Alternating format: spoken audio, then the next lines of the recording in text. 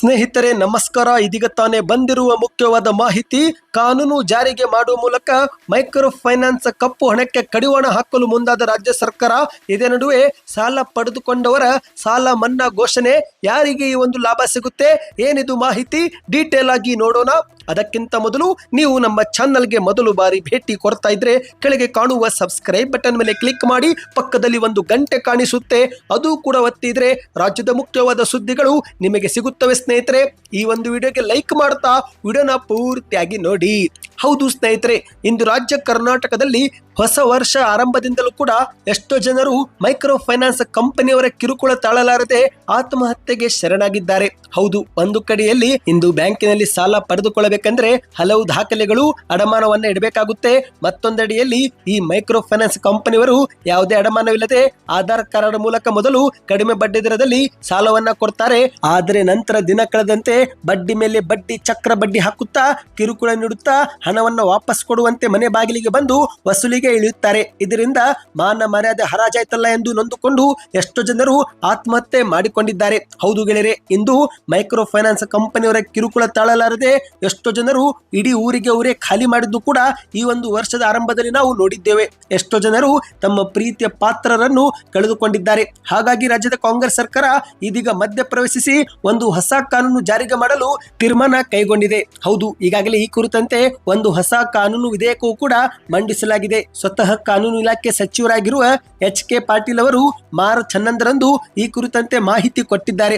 ಬೆಂಗಳೂರಲ್ಲಿ ಮಾಧ್ಯಮಗಳ ಮುಂದೆ ಮಾತನಾಡಿದಂತೆ ಎಚ್.ಕೆ. ಪಾಟೀಲ್ ಅವರು, ಇಂದು ಸಾಲ ನೀಡುವ ಸಂಸ್ಥೆಗಳು ಅಥವಾ ಇತರೆ ಕಿರುಬಂಡವಾಳ ಸಂಸ್ಥೆಗಳು ಕಪ್ಪು ಹಣವನ್ನು ಕೂಡ ಬಿಳಿ ಹಣವಾಗಿ ಪರಿವರ್ತಿಸುವ ಸಾಧನವಾಗಿ ಮಾರ್ಪಟ್ಟಿದೆ. ಹಾಗಾಗಿ ಇದಕ್ಕೆ ಕಡಿವಾಣ ಹಾಕುವ ಅಗತ್ಯವಿದ್ದು ಈ ಕುರಿತಂತೆ ನಾವು ಹೊಸ ಕಾನೂನು ಜಾರಿಗೆ ತರುತ್ತಿದ್ದೇವೆ ಎಂದು ಎಚ್.ಕೆ. ಪಾಟೀಲ್ ಅವರು ತಿಳಿಸಿದ್ದಾರೆ. ಈಗಾಗಲೇ ಮುಖ್ಯಮಂತ್ರಿ ಸಿದ್ದರಾಮಯ್ಯನವರೊಂದಿಗೆ ಈ ಕುರಿತಂತೆ ಚರ್ಚೆಯೂ ಕೂಡ ಮಾಡಲಾಗಿದೆ.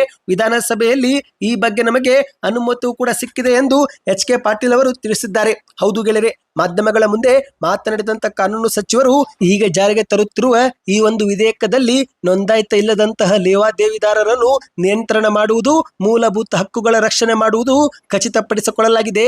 ಈ ಬಾರಿಯ ಈ ಒಂದು ವಿಧೇಯಕದಲ್ಲಿ ಹಲವು ಹೊಸ ನಿಯಮಗಳನ್ನ ಜಾರಿಗೆ ತರಲಾಗಿದೆ.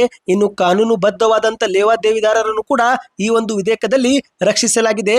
ಆದರೆ ಅವರು ಕೂಡ ಬಲವಂತವಾದ ಸಾಲ ವಸೂಲಿ ಮಾಡುವಂತಿಲ್ಲ ಎಂದು ಕೂಡ ಹೇಳಲಾಗಿದೆ ಎಂದು ಎಚ್.ಕೆ. ಪಾಟೀಲ್ ಅವರು ತಿಳಿಸಿದ್ದಾರೆ. ಹೌದು ಗೆಳೆಯರೆ, ರಾಜ್ಯದಲ್ಲಿ ಬಲವಂತವಾದ ಸಾಲ ವಸೂಲಾತಿಯನ್ನ ಸಂಪೂರ್ಣವಾಗಿ ನಿರ್ಬಂಧಿಸಲಾಗಿದೆ. ಅಧಿಕ ಬಡ್ಡಿ ವಿಧಿಸಿ ತೊಂದರೆ ಕೊಡುತ್ತಿರುವುದು ಏನಾದರೂ ಗೊತ್ತಾದ್ರೆ ಅಂತವರ ವಿರುದ್ಧ ಕಠಿಣ ಶಿಕ್ಷೆ ಕೊಡುತ್ತೇವೆ ಎಂದು ಹೇಳಿಕೆ ಕೊಟ್ಟಿದ್ದಾರೆ. ಹೌದು, ಇನ್ನು ಮುಂದೆ ಬಲವಂತವಾದ ಸಾಲ ವಸೂಲಿಗೆ ಇಳಿದ್ರೆ ತಪ್ಪಿತಸ್ಥರಿಗೆ 10 ವರ್ಷ ಜೈಲು ಶಿಕ್ಷೆ ಮತ್ತು 5 ಲಕ್ಷ ರೂಪಾಯಿ ದಂಡ ವಿಧಿಸಲು ಈ ಒಂದು ವಿಧೇಯಕದಲ್ಲಿ ಅವಕಾಶ ಕಲ್ಪಿಸಿಕೊಡಲಾಗಿದೆ ಎಂದು ತಿಳಿಸಿದ್ದಾರೆ. ಈ ಒಂದು ವಿಧೇಯಕ ಸಾಲ ಪಡೆದುಕೊಂಡವರನ್ನ ರಕ್ಷಿಸಲಿದೆ. ಅಂದ ಹಾಗೆ ಇನ್ನು ಮುಂದೆ ಬಲವಂತವಾದ ಸಾಲ ವಸೂಲಾತಿ ಮಾಡುವಂತಿಲ್ಲ. ಒಂದು ವೇಳೆ ಬಲವಂತವಾಗಿ ಸಾಲ ವಸೂಲಾತಿಗಳಿದ್ರೆ ಆಗ ಸಾಲಗಾರರು ಪಡೆದುಕೊಂಡಿರುವ ಸಾಲ ಮತ್ತು ಬಡ್ಡಿಯನ್ನ ಮನ್ನಾ ಮಾಡುವ ಅವಕಾಶವೂ ಕೂಡ ಕಲ್ಪಿಸಿಕೊಡಲಾಗಿದೆ ಎಂದು ತಿಳಿಸಿದ್ದಾರೆ. ಹೌದು ಗೆಳೆಯರೆ, ಕರ್ನಾಟಕದಲ್ಲಿ ನೋಂದಾಯಿತ ಇಲ್ಲದಂತಹ ಲೇವಾದೇವಿದಾರರು ಇನ್ನು ಮುಂದೆ ಕಿರುಕುಳ ಕೊಡುವಂತಿಲ್ಲ. ಸಾಲ ವಸೂಲಾತಿ ಮಾಡಬೇಕಾದ್ರೆ ಕಾನೂನುಬದ್ಧವಾಗಿಯೇ ಮಾಡಬೇಕು, ಅದು ಬಿಟ್ಟು ಮನೆ ಬಾಗಿಲಿಗೆ ಹೋಗಿ ದಬ್ಬಾಳಿಕೆ ಮಾಡುವಂತಿಲ್ಲ ಎಂದು ಹೇಳಲಾಗಿದೆ. ಸದ್ಯಕ್ಕೆ ಎಷ್ಟೇ ಇತ್ತು. ಈ ಕುರಿತಂತೆ ನಿಮ್ಮ ಅನಿಸಿಕೆಯನ್ನು ಕಮೆಂಟ್ ಮಾಡಿ, ವಿಡಿಯೋಗೆ ಲೈಕ್ ಮಾಡಿ. ಹೆಚ್ಚಿನ ಮಾಹಿತಿ ಪಡೆಯಲು ಚಾನಲ್ಗೆ ದಯವಿಟ್ಟು ಸಬ್ಸ್ಕ್ರೈಬ್ ಆಗಿ.